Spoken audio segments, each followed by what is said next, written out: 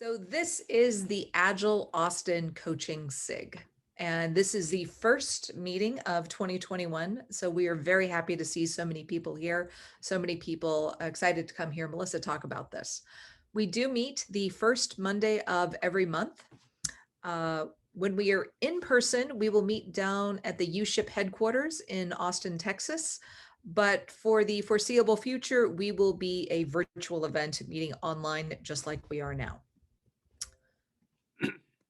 So this is our mission for Agile Austin. We connect people and foster professional growth through collaborative events that educate our community on uncovering better ways to deliver value through Agile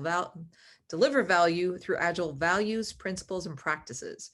We are a nonprofit, a 501c6, and in normal times we have this great annual conference every year. But this year we had a virtual conference that went really well also. Our platinum sponsor, for whom we are most grateful because Agile Velocity has been, I think honestly, sponsoring Agile Austin almost from the very beginning, is Agile Velocity. And they make so much of our work possible. But we also have several other gold, silver, and bronze sponsors. So if you know any of these people at Eliason Group or Kasasa or Leading Agile or Bush Agility or Agile Alliance, please reach out and say thank you, because without them, without their continuing funding and support, it would make it very difficult for all of us to hold these great SIGs. Come on, go forward. Oh, it's because I'm trying to also admit people. We have lots of different Agile meetups here in Austin, and we are extraordinarily lucky because not everyone has quite the breadth and depth that we do. You can go, we have 8 SIGs. You can go every week, and in the case of the book club, twice each month. So whenever you need to, reach out to any of these people and we will help get you hooked up with the SIG of your choice. Like I said, Brittany is my partner in crime. We've been hosting this SIG together for a few years now.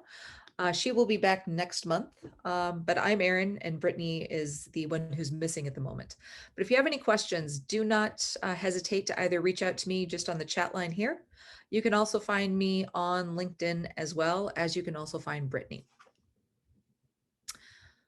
Our mission here with the Coaching SIG is for a learning experience so that you can connect with one another and help Agilists everywhere improve the coaching skills.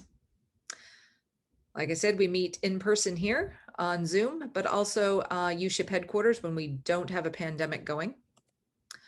Upcoming meetups in February, Mark Spitzer is going to come back and talk to us about OKRs and how to build them appropriately. March is going to be a session with Alex Barites, who is a UX designer that I've worked with in the past, and is one of the most thoughtful people I know about coaching and design. So I've given him a bit of free rein on what he might be talking about, and it might be psychological safety, but it might be something else too. But in April, Mike Barker is going to be talking about Agile implementations in Army Command. So that will be a bit of a different offtake from what we're used to. So looking Erin, forward. Yes? Maybe do your New Year's resolutions as OKRs. Maybe. We'll work on that. Probably not, though. I have a whole setup over at Magnesium for him. We're good, though. But thank you, Red. But tonight, we have Melissa Betts. She is the president of the Agile Leadership Network of Houston, and she is here to talk about how to navigate diversity and inclusion within Agile team dynamics.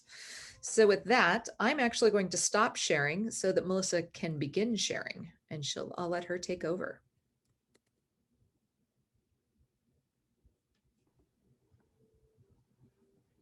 Hi, everybody. In full disclosure, I have Susmitha helping me navigate, so you'll hear me saying next to you all quite often. And as an Agile enthusiast and also an avid learner in diversity and inclusion, I'm correcting myself as I go along sometimes because my go-to phrase used to be guys. Hey guys, nice to see you. And as you all know, that is no longer an inclusive term that we're learning. So if you hear me saying it, and if you hear me correcting myself, it's to get myself in the grooming habit of using better language. So next. A little bit about myself. I am an Agile enthusiast. I really enjoy learning more and more about all the Agile frameworks. Like most of you all, I share a lot of the accreditations, and the commas are growing. I just took my SPC class, and so I'm looking forward to taking the test and learning all the different framework languages so that I can help my clients be more productive. Next. And so, what are the learning objectives for tonight? I want us to have some robust conversation this evening to align on topics about diversity and inclusion. What are some of the hot topics coming up? What are some of the top topics? Also, what's in it for you? How does diversity pay off? As an Agile coach, we're all tasked with demonstrating good behavior and good hygiene. And so if we learn how it pays off for us, we can then share those learnings with our teams. Also, I want to share some clear signs where diversity and inclusion may be an issue. And I also want to talk about how companies' strategic goals can be leveraged to help solve for diversity and inclusion. And so I want you guys to help me out tonight by participating. We'll have some breakouts as well as some open room dialogue. And so I ask that you guys be prepared to unmute yourselves or share some information in the chat. Next.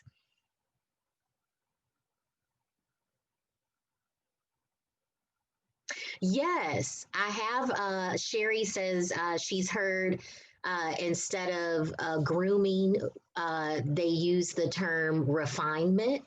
And so I think it's under the globally in the UK, folks use a lot of grooming as a hygiene term, as we do over here in America. So I think it's important to be open to either one, as long as it's not a perceived offense to anyone. And so, what are some of the top diversity and inclusion issues today? I'm currently learning about gender neutral pronouns and how to use them. We're going to dive a little deeper into this topic later on, but I think they're growing. And I feel a certain level of anxiety around the growing terminology and getting it right. Also, I learned a new term alert called transracial. And this one is highly controversial. So initially, transracial was a term that was used for minority children that were adopted by white families and some of the identity issues. And it's evolved now where we have public controversial figures like Rachel Dozier, who is white ethnically and identifies as being African American or Black person. And so she uses the term transracial, which I found it to be extremely fascinating and interesting. There were even topics on people who have done name changes that were born one ethnicity that completely changed their name to better identify themselves and use the term transracial to signal their affinity for this grouping, which, as you can imagine, is extremely politicized on both levels. Also, women. So I learned just last year that spelling women, WOMYN, is inclusive, as it includes a group of people who, from a gender perspective, may not have been born as women, but identify. And so I find this to be interesting because I'm like, I never would have made it out of the spelling bee with this spelling. So my mind is constantly having to do this acrobatics. And then we have allyship. And so a lot of times when I hear the term being used, it's very specific to white men and what they can do. And I think that that's great, but I think that there's also a broader issue in this, and that we need to understand that we can all be allies, and there's a privilege that a lot of us have that other groups don't, and using that and empowering ourselves to use that to support those groups when we can is really important. And also, I think not marginalizing white men, that they are a part of the fabric of diversity, and not to go to one extreme to repeat the sins of the past. And so, what does this all mean? I think this means that it's extremely overwhelming. This is such a dynamic topic, and it's growing and changing so fast. It's really easy to get overwhelmed and to not know what to say. So at this time, I want to see you guys on camera and take a confidence vote on a scale of 1 to 5, 5 being most confident. Like, how confident are you guys in your diversity and inclusion literacy?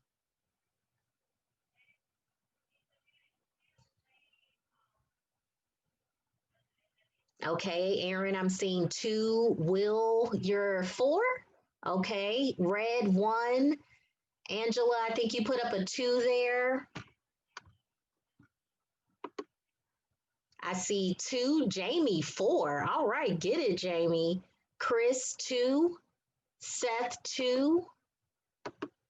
And so thanks guys for that. Oh, I'm here. Lorna, maybe 2. Guys on the chat. And so 2.5, Kelly, Tunji, maybe 1. And so I thank you guys so much for participating in that. I think it's a really good qualifier to say forgiveness is really okay. Tunji wants me to speak on allyship, so we can definitely parking lot that and get back around to it. So I think the importance of that is us all collectively kind of having an average score of somewhere around a 2.5 as a group means that we're all facing this level of kind of dis-ease or discomfort, if you will, when it comes to this topic. And the thing that I wanted to emphasize to us professionally as coaches is be forgiving. And when I say forgiveness, I don't mean outside people or team members or other scrum masters or the community, but to yourself, in not having all the answers real time right away about the topic. And that as an agile coach, a very powerful thing you can say is, let me find out more about that. Let me explore this topic a little more and get back to you.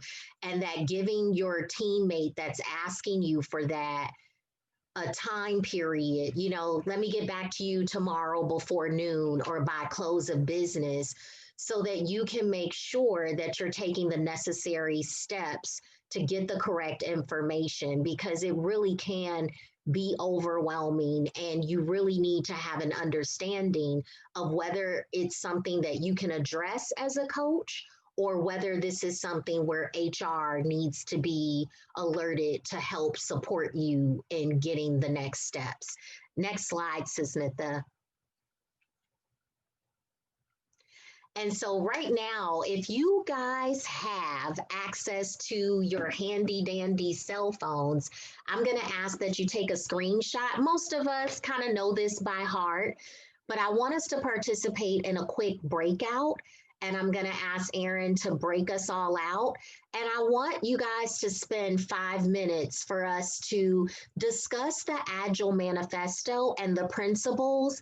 And let's see if we can identify some opportunities where we can see diversity and inclusion, some clear places where diversity and inclusion can be admitted or incentivized under the guides of the Agile Manifesto and principle. So right now it is 6:46.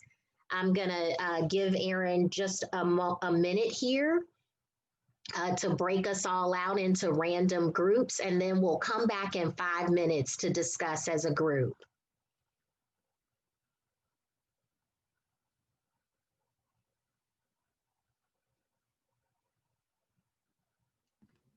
Just one moment. I'm working on it. No, yeah. Take your time.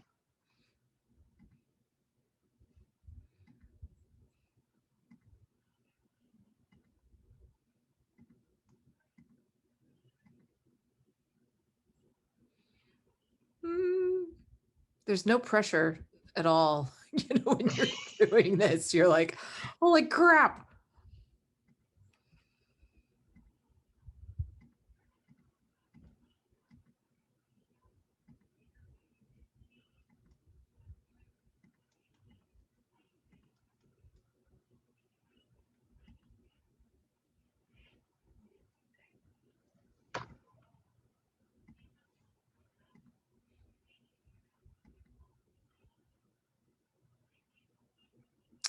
Okay, breakout rooms are open and you should be joining now.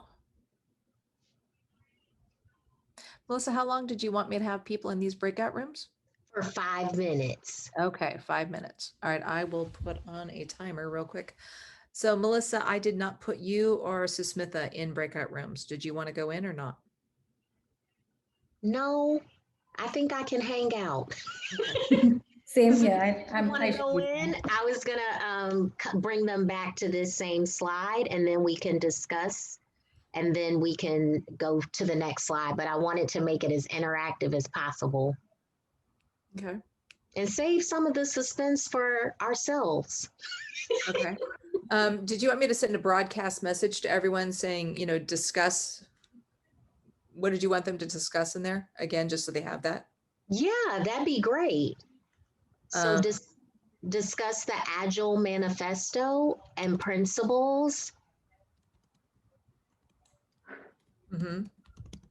Discuss And the which ones speak, which one of them, which one, you know, which ones speak to diversity and inclusion.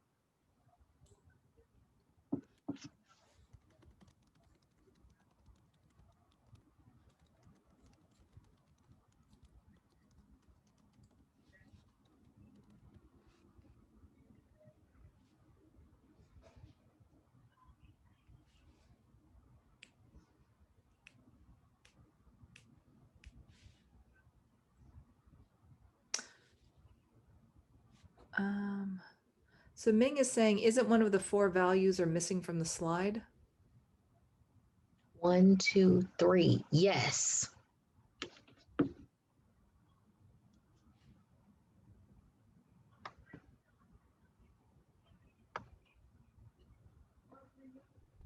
Oh gosh, which one is it? Okay, let me hold on 1 second.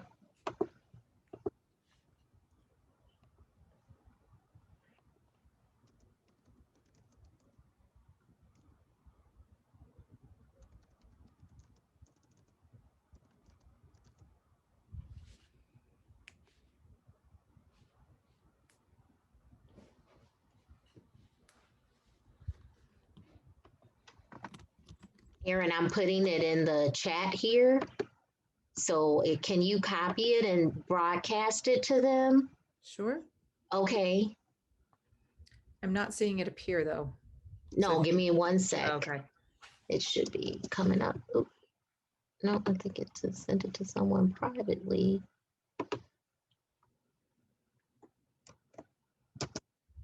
Okay.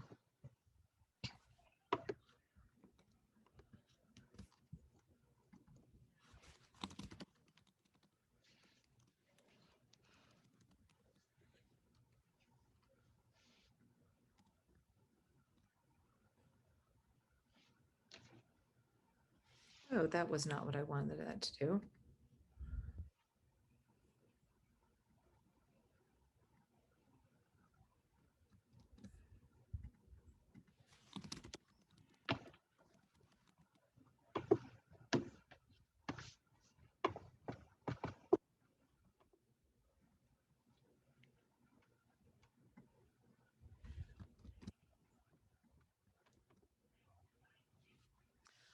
Actually, Melissa, that won't work because you have a limited amount of characters that you can broadcast to all.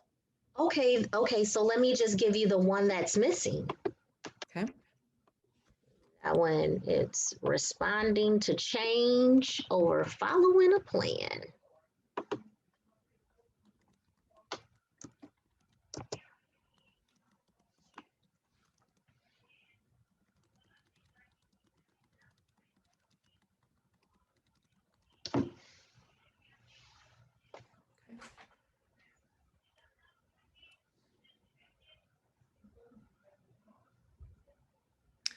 We'll give them one more minute and then we'll pull them back, okay?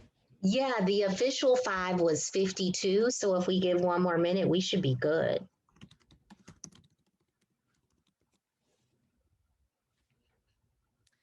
And actually, we're going to close all rooms now because they have a minute.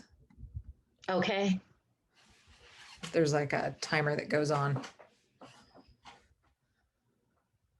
Oh.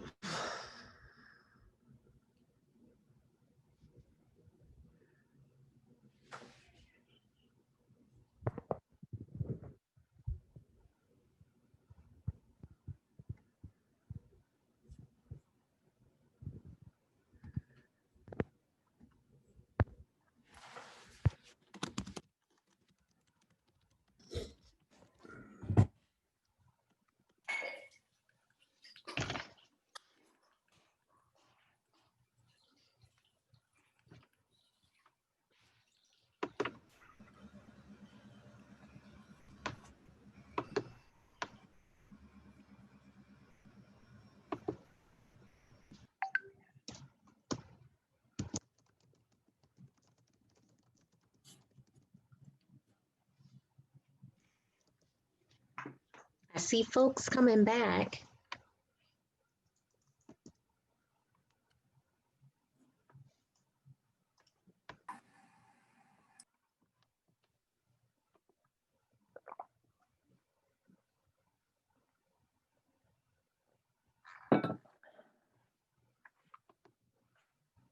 I think you're good to keep going, Melissa. I think we have everyone back. Okay. So can anyone share if they found any Agile manifestos and principles? And also I wanted to give a thanks to Ming. I left out responding to change over following a plan, which was one of the manifestos.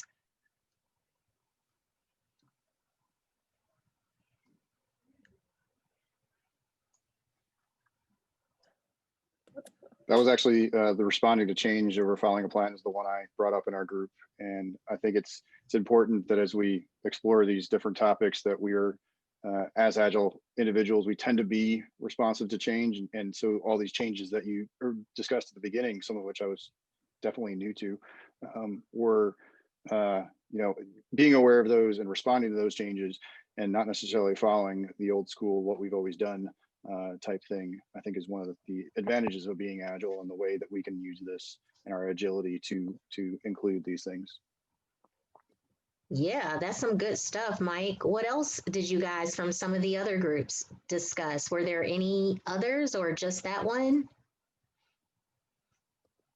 In our group, we had a crossroads between self-forming teams and of course the one that you just mentioned, where we talked about when we're self-forming as teams, having the confidence not to just go back to the team that we're comfortable with, right? We're all joining as like-minded, is to go out there to expand PAC. That was one of the ones that I believe Anna from our team brought up. I thought that was very, very good take. Yes. It sounds like you guys had some good discussions. Next slide, Susmitha. So here's some of the ones I identified along with you guys. And Mike, like your team mentioned, responding to change over following a plan. I also think individuals and interactions, right? As we're coaching our Scrum Masters and product owners, we want our teams to be able to self-organize and trust that they can talk to each other and develop relationships professionally where they see each other's diversity as a strength, right? Also, motivated individuals. If you're dreading, interacting with the group or you feel like they have some biases against you, you're certainly not motivated to work with those team members. And face-to-face conversations, which has turned into Zoom. But, I think there's a blessing in disguise there, right? Like it's not 1923 where they didn't even have Zoom. So it is a tool that we could use to speak with one another. And also simplicity.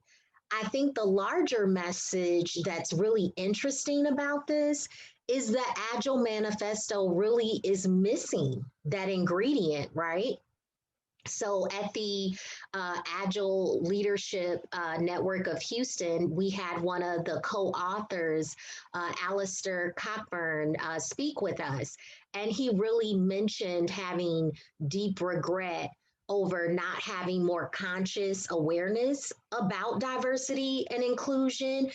And one of the illuminating things he said was also that this was decided that it would just be a snapshot in time, that they wouldn't seek to go back and revise it. So I think it's important for us all as Agile coaches to know that although this Agile Manifesto and the principles are very powerful, that they are missing, in fact, diversity and inclusion, and they are missing evolution, and that the people that put this together really trusted in the evolution and the agility itself to account for some of these things. So next slide. So for this, we're going to need the prime directive. And I think we're a great group so far. I feel really psychologically safe in sharing with you guys. Aaron, thank you so much for the prep that you guys have before where we can kind of get to know each other. And so to dive deeper into this, I wanted to make sure that the prime directive, that regardless of what we discover this evening, we understand and truly believe that everyone did the best they could, given what they knew at the time, based off of their skills and abilities, the resources available for the situation at hand. Because I think when we're having this conversation, it's really about being vulnerable about our ignorance. And most of the time, it's, we're told to, a strength finder point of view. Even with me facilitating this conversation, I know there was a point I was like, am I going to be able to do this? Like, what if these terms change? And I really had to trust that based on the research and the effort that I put into putting this together, I'm really bringing you guys the latest and greatest of what I know now. And I'm also challenging myself that if those things change and we discover more, that we all be open to pivoting to those things. Next slide. And so what's in it for us? What's in it for us as coaches, specifically when we're talking to the teams? So this was a very interesting TEDx chart that I saw from a speaker from the University of Ohio. And the first column here represents the lighter blue for homogeneous groups, and then the darker blue for diverse groups. And you can see that the percentage of accuracy in terms of this Agile team's delivery is significantly higher in the diversity column with the diverse team. So it's very clearly stating to us that diversity is more profitable and more productive. The interesting thing as we move to the right of this diagram is the perception and effectiveness. So you can see that the homogeneous groups have a 6.3, while the diversity groups rank much lower at a 5.9. Also, the confidence and decision making with the homogeneous groups are much higher at a 76, and then just a little bit above the 70 mark with the diverse group. And so this is a really important demarcation, because as coaches, it's our job to relay to the teams and teach the scrum masters and product owners, as well as the dev team, how to celebrate a win. And where we clearly see that they're winning, it's also clearly pointing out to us that their perception of that is not really being made clear. And so I think when we talk about perceived effectiveness, the reason for some of that is because during the course of a retrospective or doing a planning, there may be more dialogue, there may be more back and forth. And if that's conflict is perceived in a negative way instead of a positive, so coaching our scrum masters that facilitate those events to say, hey, this is really great. We've had some really robust and dynamic conversation, and we've challenged each other. You know, actually calling that out, I think, is a really important factor. And then to the right of the slide, I took a quote from Martin Luther King, and I think it speaks to the heart of it. You know, in a real sense, all life is interrelated. All men are caught in an inescapable network of mutuality tied in a single garment of destiny. I remember listening to an interview of one of my favorite rappers at the time, and they said, well, you know, you're in this very controversial music, and what do you think about that? And he said, well, I think that I'm making money constructively and legally, and me making money keeps me from going through people's windows in their homes. And I was like, whoa, you know, because it was a direct correlation to his poverty impacting other people in a negative way, and the ability for him to express himself creatively as an artist in a genre that was controversial, providing him with an outlet to be able to make a living for himself. And so I think it's all interrelated. You know, us learning about diversity and inclusion really gives us an opportunity to execute on all of our various values. And so as coaches, we want to learn how we can let our teams know that there is positive stats that point towards this being productive and profitable, which definitely helps their employment stability. So is there any feedback or any questions, you guys, or anything you want to discuss based on this slide?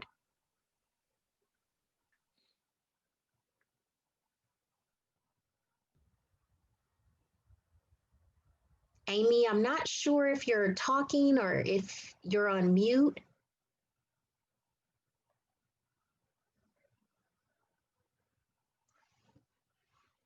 Okay, we're going to go to the next slide. So in my community, we have a saying like, what's good? You know, and it's like if you have a lack of understanding. So it's like, what's good with all the pronouns? Why are we using them? And so I read an article by Brandon Peel, and I'll have that in the resources for any of you guys that want to further delve into this. But this was a really alarming stat that 50.8% of trans masculine adolescents between the ages of 11 and 19 have attempted suicide at least once, while 41.8% of binary adolescents, those who don't identify as exclusively male or exclusively female, have attempted suicide. And so the point here is, you know, the group that this is speaking to, they grow up, you know, to become adults. And it's like, if I can empower another person and help to make them feel safer or supported in their space by using the pronouns, I think we should. And this was a really vulnerable growing point for me because I saw it on Will's LinkedIn profile and I was like, what is this? You know, I was always one of those people who really relish the idea that corporate America was a non-racialized, non-politicized, gender-free kind of zone where we were all, you know, at least pretending, right, to strive for equanimity. And so putting these pronouns up really rocked me to my core. But in meeting Will and having a conversation with him and feeling his bravery as an ally, I thought, well, if he could do it, I should too. And the interesting outcome I got from this was I was concerned about putting this on my LinkedIn profile because I knew it may limit my choices of what kind of employers I would appeal to. And upon further introspection, when I really thought about it, I was like, I wouldn't want to work for a company that practiced discrimination on any level because it'll probably impact me. And so while the truth of the matter may be that I'm lowering the quantity, I'm significantly increasing the quality.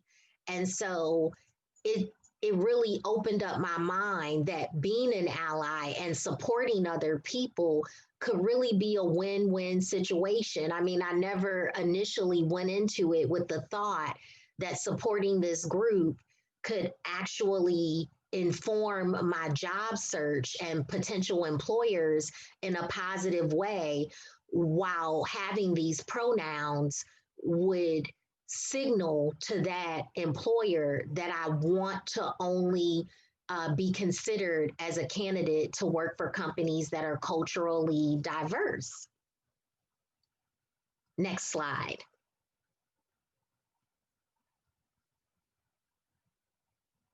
So here's the fun part. So here's some pronoun etiquette. So during introductions, don't compel someone to share pronouns. So if we were doing this meeting, I wouldn't say, hey, Mike, tell me your name and your pronouns. You know, everyone have to go around the room and say your pronouns. If you do use them, partially conjugate the pronouns you use during introductions. For example, I use she, her, hers pronouns. Don't say I use feminine pronouns or I use male pronouns. So I thought this was really interesting in terms of, you know, the thing that we're trying to undo, kind of saying that and genderizing the pronouns kind of sets us back. You know, as a society as a whole, I think it's interesting how we collectively kind of dug this hole that we're trying to get ourselves desperately out of. So I think it is important that when we learn something, we use it, right? And don't joke or say things like, well, obviously, you know, I use him, he, or his. Because the truth of the matter is it's not obvious, and how you look and how you identify yourself may be completely different things. Asking people to share pronouns does not tell you anything about a person's identity, just how they'd like to be addressed, like their name. And it's okay to be uncomfortable with practicing something new. Practicing lessens discomfort. And so I want to stop and pause for the cause and ask you guys to take another confidence vote about how you guys feel using pronouns on a scale of 1 to 5, 5 being the most confident. Okay, I'm seeing 4s, 5s, 4s. Our confidence level is going up. Oh, Amy 2, Susmitha 5, Seth 3. Okay, we got on the chat Renee 4, Melissa 4, Lorna 2, Norma 4. So you guys, our average is going up on this one. So this is saying that this is an area we all feel a little more confident about speaking to, which is really great. And that's something as a team we should celebrate, right? Because that means that you guys have done some work on it. You've listened to something, you've read something, you've attended something that has increased your level of confidence. And for Anna and Teresa, you guys, if you private chat me your information, I'd be happy to send you. There's a cool little game you can play with strengthening your exercise, you know, and practice on this. Next slide. And thank you for your transparency. Discomfort is the price of admission to a meaningful life. And I hope you guys can all relate to this. This is Dr. Susan David, who's a Harvard psychologist. She does a lot of work and has some really powerful YouTubes on emotional agility. So of course, since it has the word agile, it got my attention right away.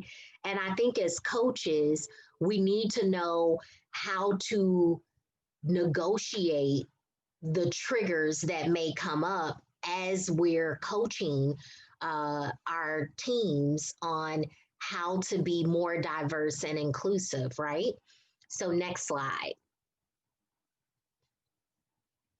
So for this, I wanted you guys to unmute or share on the chat. And I wanted to have a quick brainstorming session about if some of these words emotionally relay as positive or negative. So what do you guys think about the word confident? Is that a positive or negative word from an emotional standpoint?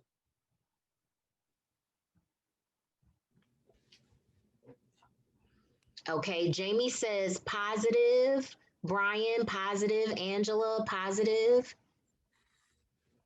Mike, positive. Okay, what about cautious?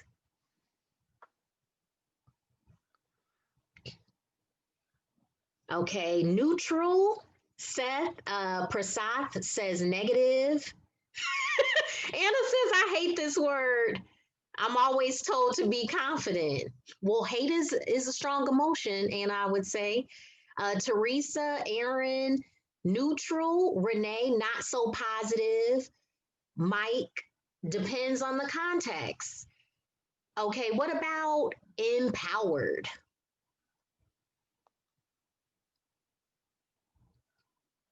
Okay, I'm seeing positive, positive. Will says empowered is negative. Very interesting, Will. Melissa, positive. Angela, super extra positive. Aaron says context. What about anxious?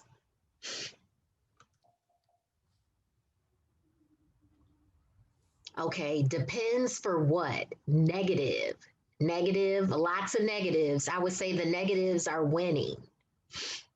Okay, and so thank you guys so much for participating. This is fun. You guys are very interactive.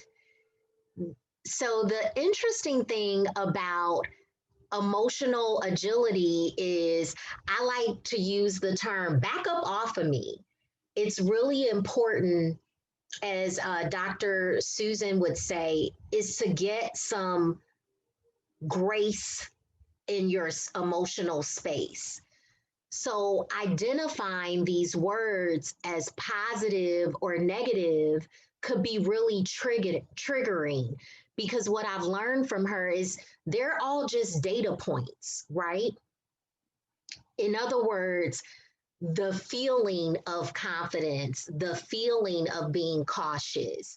They're actually an alarm or a data point, if you will, to tell you about the emotional health of that team member or that person on a team.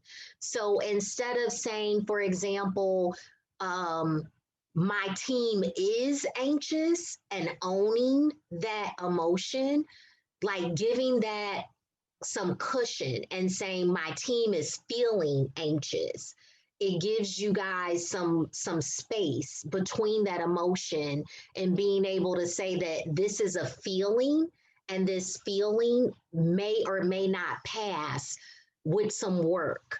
So as coaches, we want to be mindful of having emotional agility, both for ourselves so that we can model and demonstrate that to the team, and to alert ourselves when we ask someone, how does this make you feel? Like, what emotions are you experiencing, to use that as a data point. Next slide.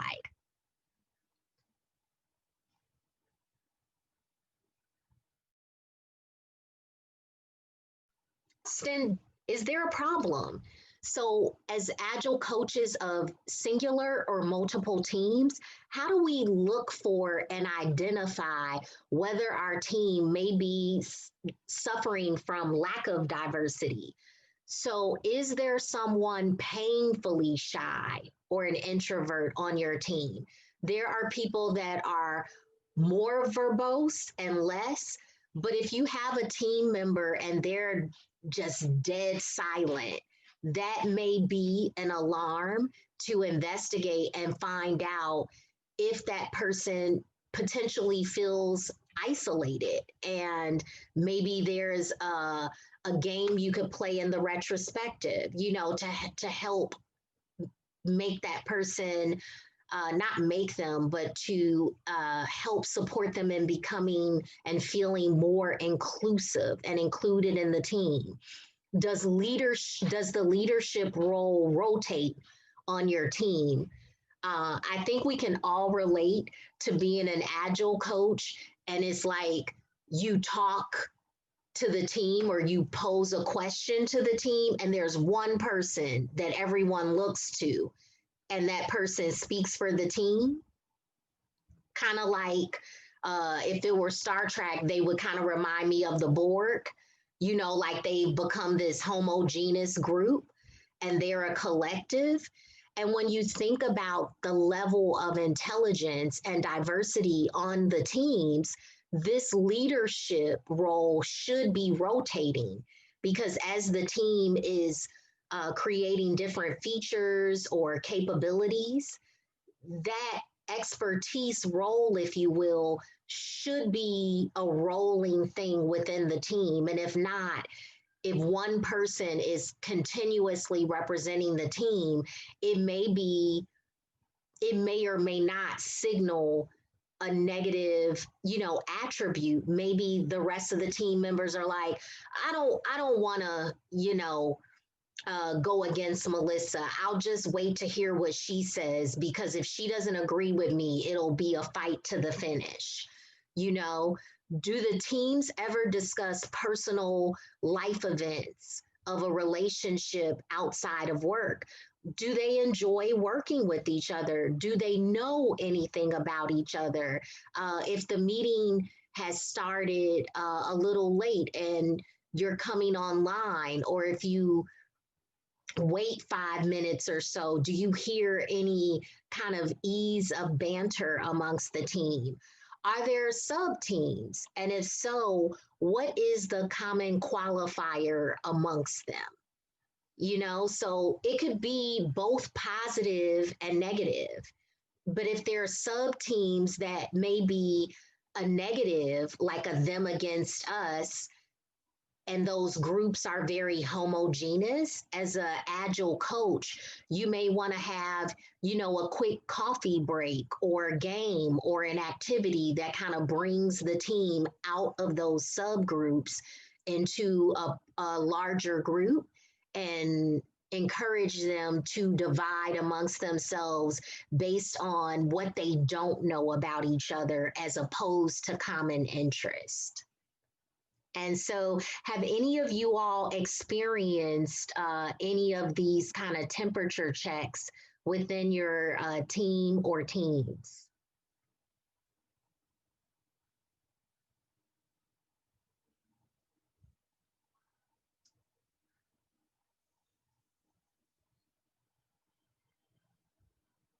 Okay, pretty quiet on the line. So we're going to go to the next slide.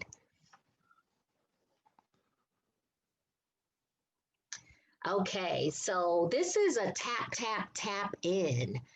So one of the things we can do as coaches to really help to increase diversity and inclusion is how can the organization's digital transformation initiatives be leveraged to do the following? So thin slicing diversity and inclusive learnings into the team ceremonies. One of my clients always had a safety moment at the beginning of their meetings, and I thought it was really great. Number one is because they knew people were coming from another meeting, and it typically takes, 2 or 3 minutes for everyone to come on the line. And it also incentivized people to be on time for the meetings because some people had really good safety moments. And so everyone wanted to be on time for the meeting. And so instead of a safety moment, it could be a diversity moment where there's just a one slide, 1 minute tab about something interesting about another culture or part of the world, or even a internal team within the organization. And those are ways that we can tap in. Also, learning what your client or organization's upward mobility process is about, right? Encouraging your team to take any diversity and inclusion courses to give them an advantage for career mobility.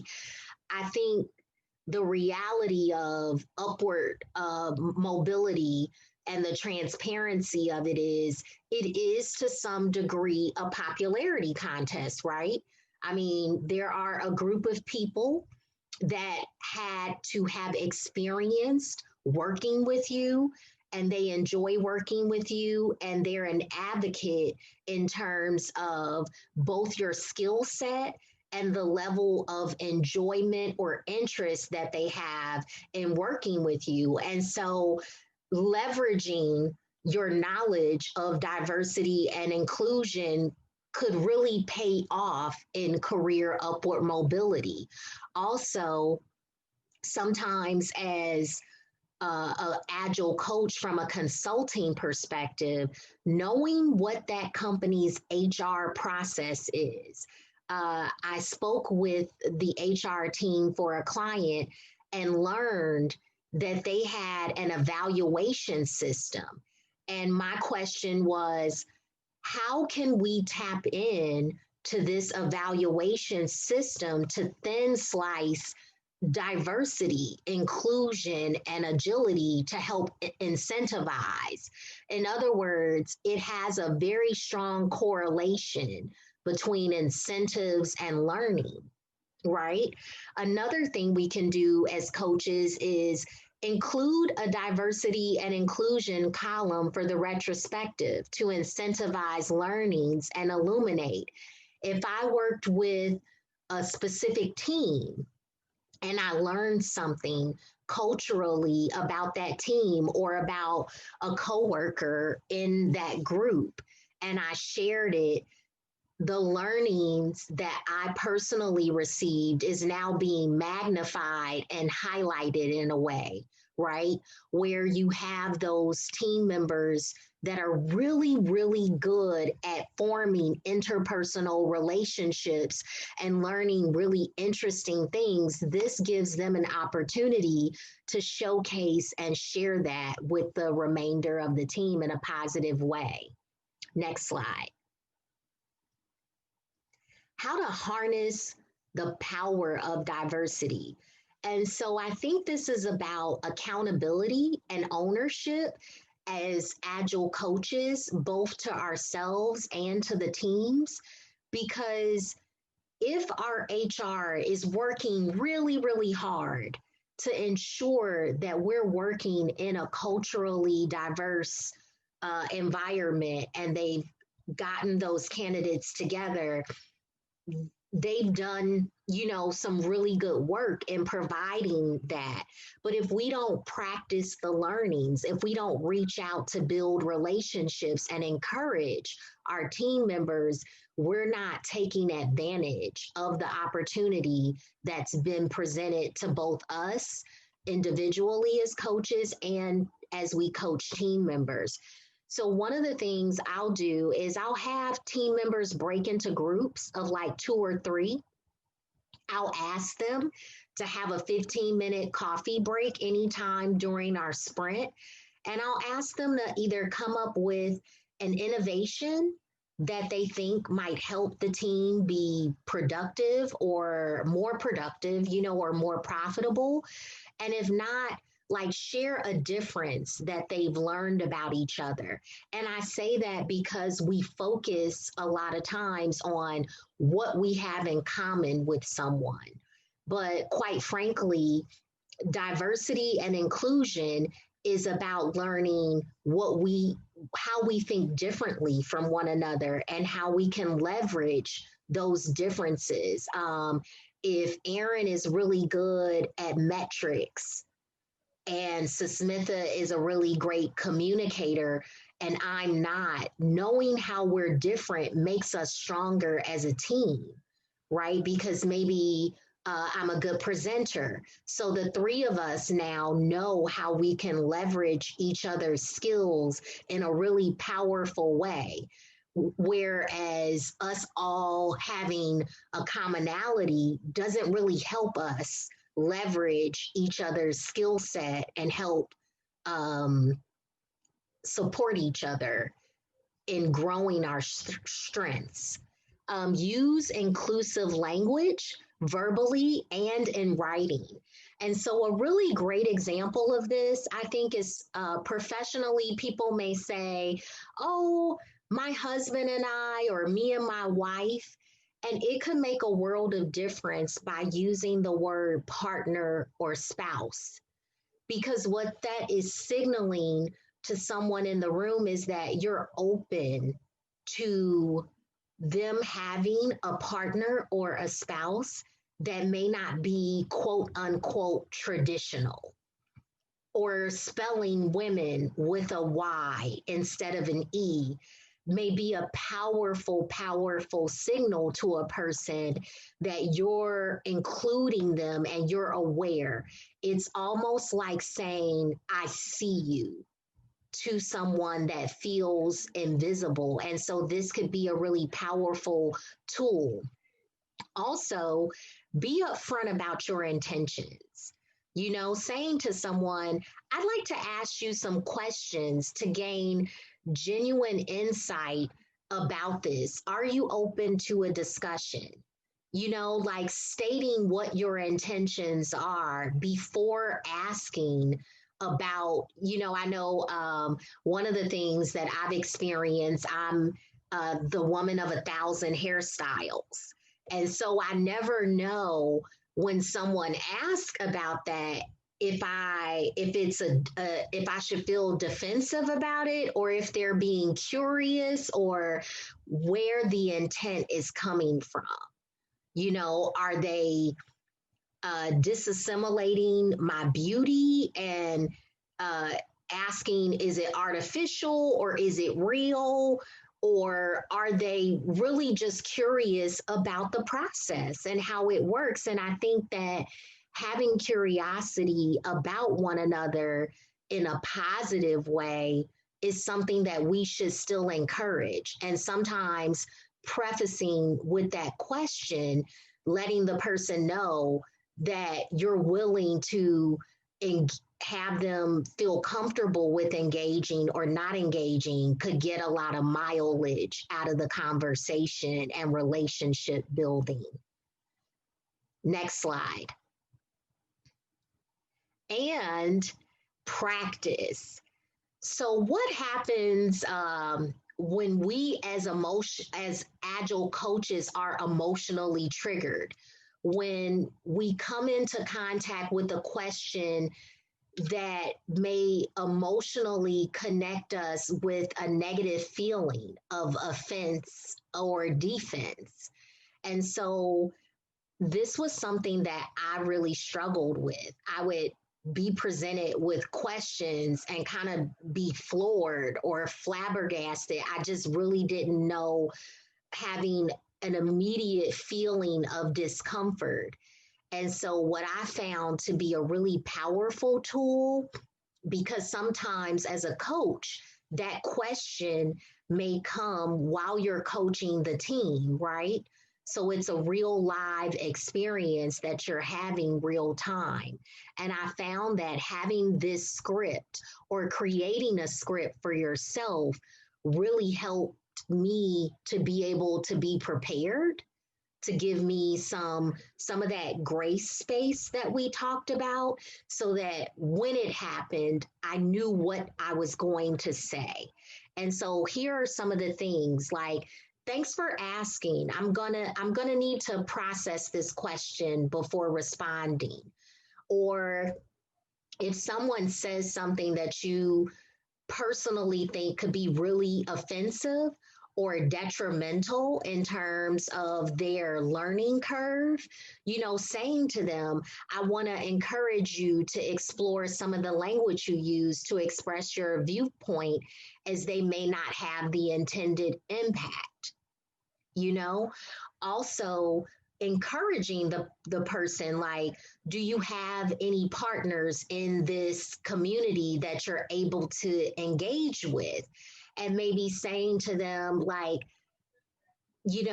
as your coach or as your partner, I can support you and spend, about 5 minutes Googling some different things that I think could help you. That way you're time boxing, right? Because ultimately the ownership of people educating themselves is really up to them. But you're giving them that positive support by maybe taking that 5 minutes out to genuinely see, maybe within their HR space or maybe with some learnings, how you can support them. And last but not least, if the topic is just really inappropriate, and you want to emotionally and mentally exit the room and it's kind of a red for you, just say to the person flat out, are you open to pivoting to another topic? And I think that's really, really important, is to get that space in between you and that topic. And I've had a great deal of success with that, with people understanding, like, okay, they may not be sure why or what's going on, but they understand it as a clear signal that it's caused some level of discomfort and that changing the subject would be a healthy thing to do. And so next slide. And so here are the takeaways. What's in it for you? Being inclusive promotes your value system. Being inclusive is profitable, which I think is a really awesome incentive too. Emotional agility. Remember that you are not an emotion. You are experiencing an emotion. And pronoun etiquette. Asking someone their pronoun preference is similar to asking them their name. Tapping in.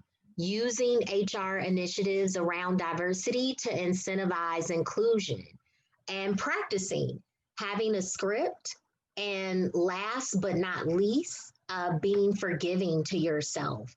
So I wanted to open up the discussion for any questions you all might have, or anything that you want to discuss. I saw that Sherry had some back off of me. The tone of voice matters. And so I think, Sherry, that's more of a internal thing to say to yourself when you're feeling a negative emotion, saying to the emotion itself to back off of me, like to give you some breathing space so that you don't become emotionally consumed. So I wanted to open up the floor for discussion and find out any questions or feedback or additional points you guys might want to share as a team for learnings with each other. So I would invite everyone at this point, you can come off mute and back on video to play in. Hey, Melissa, when you started the conversation, you talked about trying to avoid using the word "you guys." Yes. And what term? Because I have that as well, where I use that quite a bit. What term do you use that to in place of that? I'm glad you asked. So I like "hey folks," Okay. you know, or I also like to inject humor in a positive way. So I'll say "greetings, earthlings," you know, and it typically gets a little giggle, you know, because there's so much support. You know, we all understand that we're trying to navigate this. And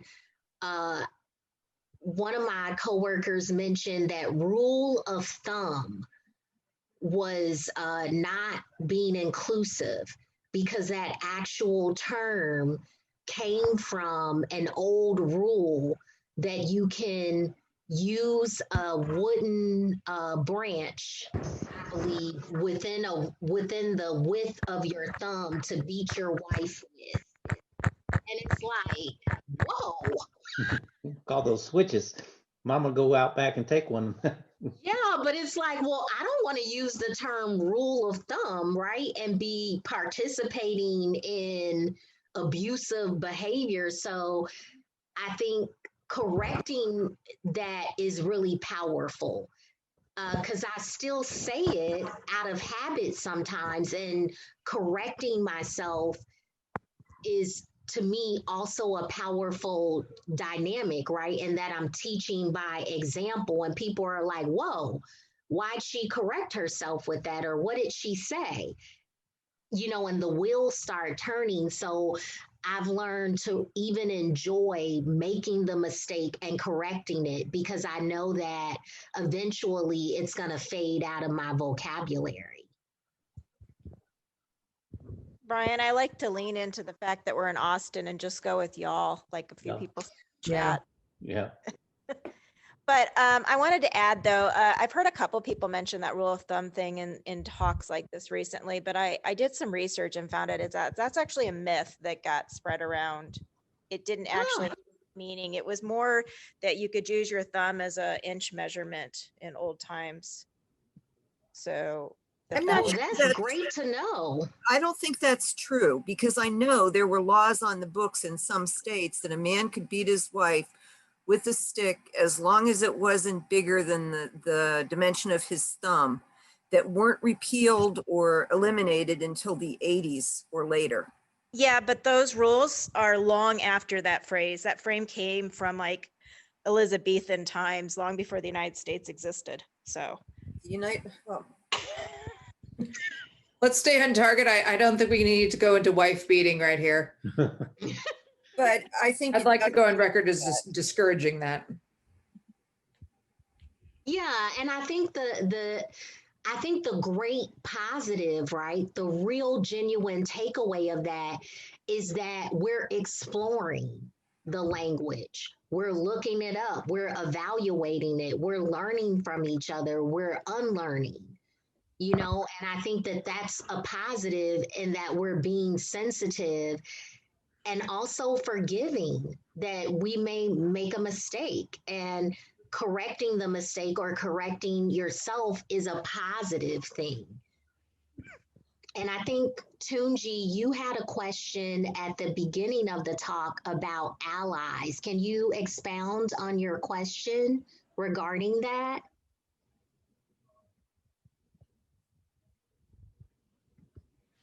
Tunji, you'll have to come off mute and on camera, please. Okay, he's saying just a simple explanation will do. So, one of the things from my perspective, what I'm learning is that we all have a circle of power, right? And so, if we could think about it like as an adult, all of us are adults. And so, we can be an ally to children. And so recently, for the holidays, I gifted my friend's children with a book called C is for Consent. And the book talks about how, you know, traditionally you may say, oh, go hug so and so, give so and so a hug, and how that's actually harmful in that the child has autonomy. And so within your circle of power professionally, there are ways that you can ally with other people, right? In terms of using your influence to make sure that they're heard. If you go, Tunji, into a meeting and there's one woman in the meeting and they're all males, you may say, if she genuinely makes a point, right, that you agree with, you can say that was a great point, you know, or if you expound on it instead of overriding it, saying in support of Aaron's statement, right, empowering the person in that room. So I believe that we all have an internal power in terms of activating our allyship that doesn't exclusively belong to white males, you know, that we all can own up to and participate in making our work and home, you know, cultures more diverse and inclusive.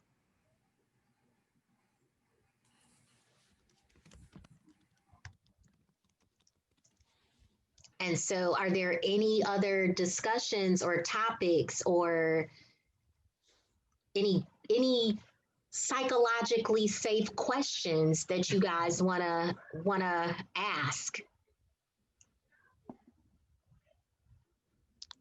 Hello, Melissa. Hi. Hey, may I just point out that pronunciation for my name is Jaime, not Jamie? Yes. Jaime. Thank you so much for correcting me. The J is silent. Very cool. Thank you so much for sharing that. I hate getting it wrong, but I love learning the right way because now I know when I see the spelling to ask, right? For clarification. So thank you so much for that.